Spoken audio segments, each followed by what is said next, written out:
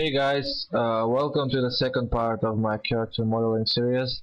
As you know, if you're following my channel, the first part was just a time lapse with the music in the background, but I decided to narrate this one because I think it's important to explain why I'm doing certain things and how I work and what my workflow is. So at first I thought of modeling the character just as you can see it in the design, but as you're gonna see in a minute, after finishing off the jacket, I mean not finishing off but laying out the base of the jacket, I decided to go with the full body underneath because I was thinking, and there's no excuse of being lazy. So if you do it, if you have the time, better do it right. You never know how might you use this character. So uh, I have no idea how I'm gonna use this character. Maybe it's gonna go in animation, or I don't know.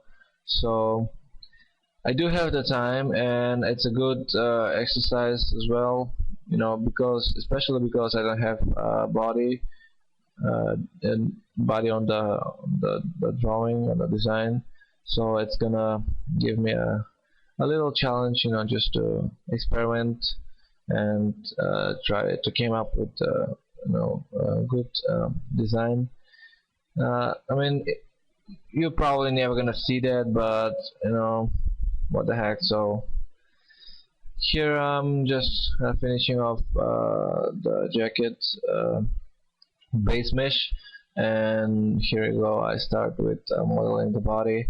I must say this workflow for this particular character is I'm gonna model in Maya, and I'm gonna sculpt in ZBrush and then with topology. So this is not my animation mesh, this is my base mesh for sculpting.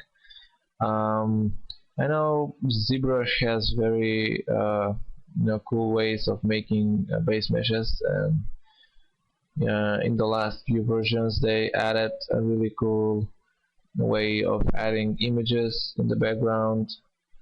So I could have easily imported this in ZBrush and started from ZSphere or I don't know, Dynamesh, whatever.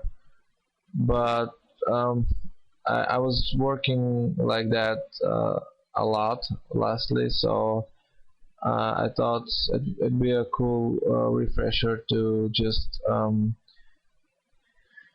go with the basic modeling for the base mesh and get the proportions right, and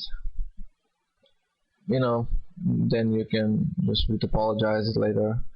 Here I go extruding the hands. I try to change my workflow from time to time, just to try out different approaches. Try to see which one is better, which one is faster.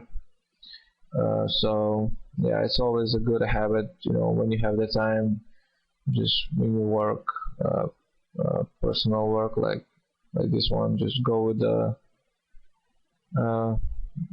what you feel like modeling in that moment. If you feel like sculpting, just go ahead, start with the sphere and make Dynamesh and create the model out of it. So it's perfectly fine. I mean, there's literally zillion approaches how you can create a character, so there is no best way of doing things. So it's just a matter of personal preferences and how are you more comfortable working with. So here am I merging the body.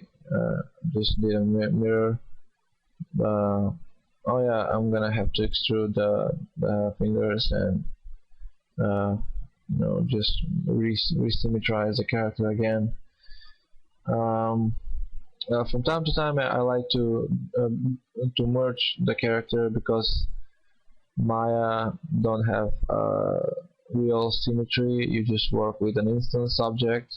So sometimes I like to duplicate it, merge it, and just spin it around, take it from different angles, just see how it looks, because sometimes it can be a bit pointy on the middle, or you can have excuse me, or you can have a seam, um, sharp line. So if you have edges close together, so I tend to do that once in a while. So we're about done with the Maya part of this uh, this recording. So I'm just gonna mirror the body again, and we're gonna go in ZBrush in a second.